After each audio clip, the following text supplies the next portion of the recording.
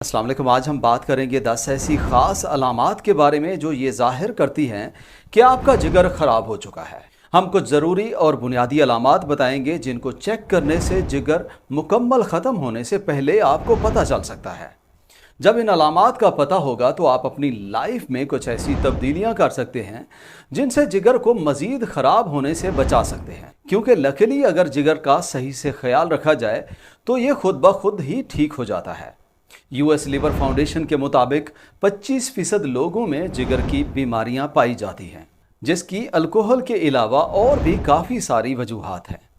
जिस तरह पहले से पैक किए हुए खाने खाना, बहुत ज़्यादा मीठा खाना, ज़्यादा वेजिटेबल ऑयल इस्तेमाल करना, बहुत सारी दर्द की दवाइयाँ खाना और वायरसेस जैसे हेपेटाइटिस वगैरह हैं, ये जिगर को ख़राब कर देते हैं।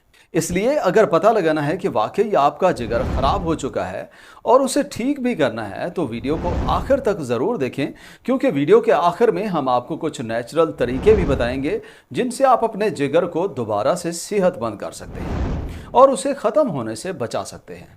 नंबर 1, निक्टलोपिया। पहले नंबर पर रात को सही तरह नज़र ना आना जिगर ख़राब होने की एक ख़ास अलामत है। इस सूरत में कम रोशनी या अंधेरे में देखने में मुश्किल होती है।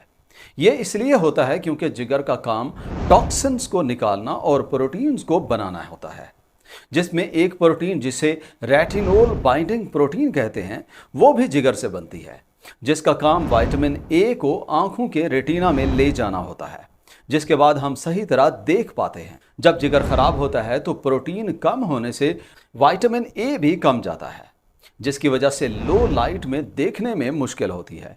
अगर ऐसा है तो हो सकता है जिगर ख़राब हो रहा हो, तो उसके बारे में अपने डॉक्टर से मशवरा करें और बर वक्त इलाज कराएं। Number 2, swollen right foot.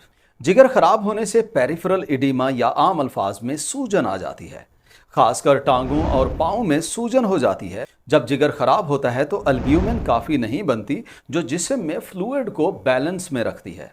इस इम्बैलेंस की वजह से फ्लूइड जमा होना शुरू हो जाता है, खासकर जिस्म के लोअर हिस्से में जैसे पाँव वगैरह हैं, और खासकर दायां पाँव में सूजन ज़्यादा होती है। नंबर 3, ज़ैंथीलाज़्मा। ज़ैंथीलाज़्मा या आंखों के गिर्द सफ़ेद या पीले निशान का होना जिगर ख़राब होने की एक ख़ास अलामत है।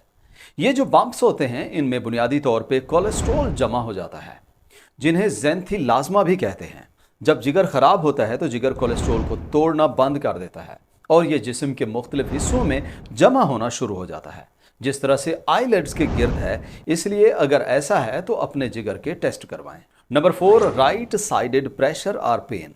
अगर राइट साइड में पसली के साथ प्रेशर या डिस्कम्फर्ट रहता है और ख़ासकर ये खाना खाने के बाद ज़्यादा होता है तो ये भी जिगर ख़राब होने की एक अलामत है। बुनियादी तौर पर जिगर ख़राब होने की वजह से उससे बनने वाली बाइल गाढ़ी हो जाती है और उसे पास करने में मुश्किल होती है और गाल ब्लैडर से कनेक्ट होने वाली डक्ट को ये बंद कर देती है। इसकी वजह से पसली के साथ प्रेशर ज़्यादा होता है और इवन इसकी वजह से फ्रेनिक नर्व पे असर पड़ता है, जिससे राइट साइड के कंधे में और बाजू में कभी कभी दर्द महसूस होने लग जाता है। बेहतर है देर होने से पहले इन अलामात को समझ के चेकअप करवाएं। Number 5, purple red darts on skin. 5वें नंबर पे आपकी जिल्द पे सुर्ख रंग के डार्ट्स या छोटे छोटे स्पॉट्स पड़ जाते हैं। यह इसलिए होता है क्योंकि जब जिगर ख़राब होता है तो एक प्रोटीन जिसे फाइब्रिनोजिन कहते हैं वो सही से नहीं बनती, जो हमारे खून के जमने के लिए ज़रूरी होती है, कोआगुलेशन के लिए ज़रूरी होती है। इसकी वजह से एक तो जिल्द में से जल्दी खून बह सकता है और इस तरह से कई दफ़ा हो जाता है, जिसकी वजह से जिल्द पे रेड या पर्पल कलर का बम्प्स या डार्ट्स पड़ जाते हैं। ये आम तौर पे बाजू पे और टांगों के निचले हिस्से में ज़्यादातर नज़र आते हैं। ये बाज़ दफ़ा खून का बहाव सही ना होने की वजह से भी हो जाते हैं, जो कि जिगर ख़राब होने की एक और अलामत है। Number 6, cracked heels. 6ठे नंबर पे जिगर ख़राब होने से एड़ियाँ फट जाती हैं। हमारे जिस्म में नायसिन या विटामिन B3 मॉइस्चर को मेंटेन रखने के साथ साथ स्किन को स्मूथ और स्ट्रांग बनाने के लिए ज़रूरी होता है।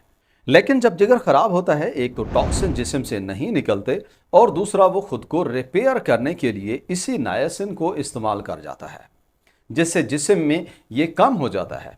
इसकी वजह से खासकर पाँव की जिल्द फट जाती है, जिस तरह एड़ियों में फटी हुई जिल्द वाज़े नज़र आती है। Number 7, dark urine.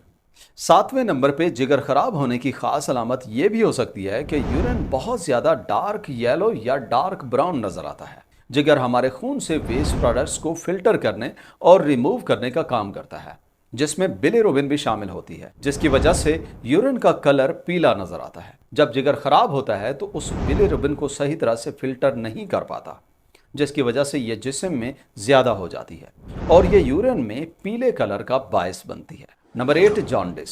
जॉन्डिस या पीला यरकान जिगर खराब होने की सबसे खास अलामत है। ये तब होता है जब जिस्म में बिलिरुबिन बहुत ज्यादा जमा हो जाती है। बिलिरुबिन एक येलो पिगमेंट होता है जो रेड ब्लड सेल्स के टूटने से बनता है।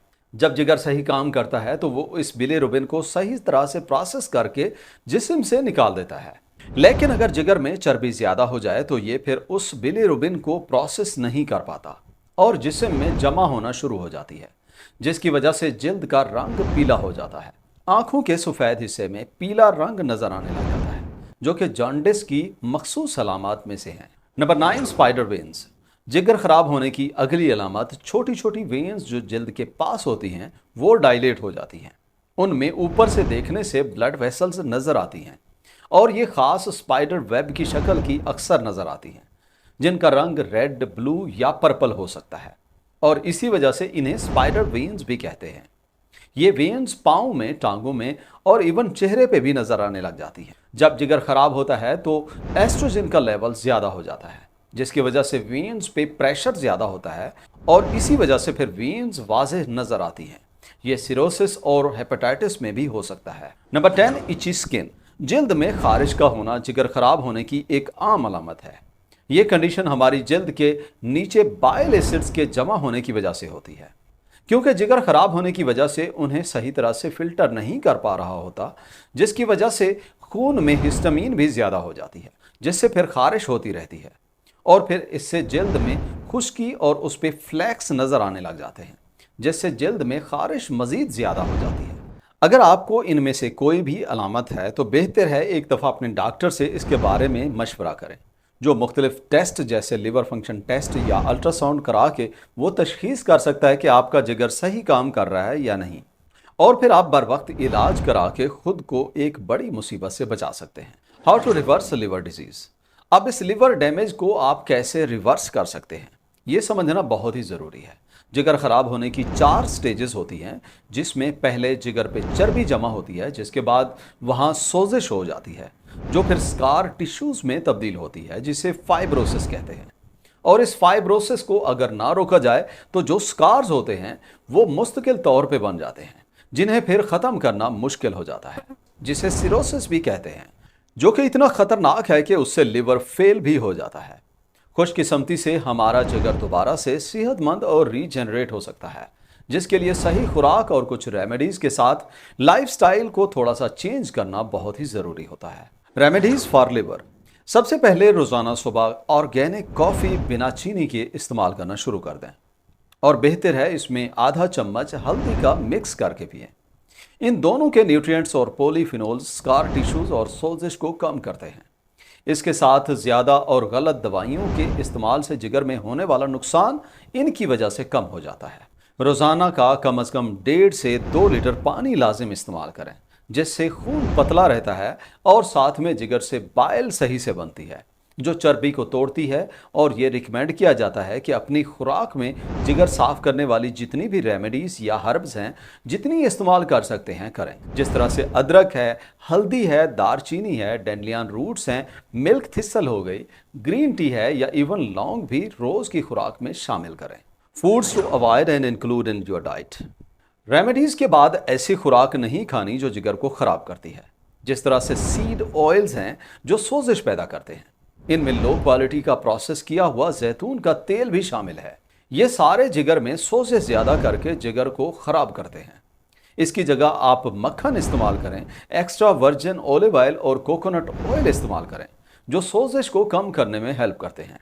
अपनी खुराक में से हर किस्म का मीठा और कार्बोहाइड्रेट्स को कम कर दें। उनकी जगह ऐसी सब्जियां खाएं जिनमें सल्फर होता है, जैसे कि सब्ज पत्तों वाली सब्जियां, गाजर, मूली, लहसुन और गोभी की सारी इकसाम अपनी खुराक में लाजिम शामिल करें। इसके अलावा देसी अंडे, फैटी फिश, वालनट, बादाम वगैरह भी अपनी खुराक में लाजिम शामिल करें। इनके खाने से एंटीऑक्सीडेंट ग्लूटाथायोन का लेवल बढ़ जाता है, जो लिवर डिटॉक्सिफिकेशन के लिए ज़रूरी होता है, और साथ में चर्बी भी कम हो जाती है। रोज़ाना एटलीस्ट 20 मिनट वर्जिश करें, अपने वज़न को 7% तक कम करें। इन सारे लाइफस्टाइल और डाइटरी चेंजेस से आप अपने जिगर को हेल्दी और स्ट्रॉन्ग बना सकते हैं, और जिगर में कोई भी मसला है इंशाल्लाह उसे रिवर्स भी कर सकते हैं। वीडियो यहाँ तक देखने का और चैनल विजिट करने का बहुत शुक्रिया। उम्मीद है आज की वीडियो से आपने काफ़ी कुछ नया सीखा होगा। अगर वीडियो अच्छी लगी हो तो वीडियो को लाइक और शेयर करें, और मज़ीद इस तरह की वीडियोस देखने के लिए चैनल को सब्सक्राइब नहीं किया तो सब्सक्राइब करें। मुलाकात होगी अगली वीडियो में, तब तक के लिए अल्लाह हाफ़िज़।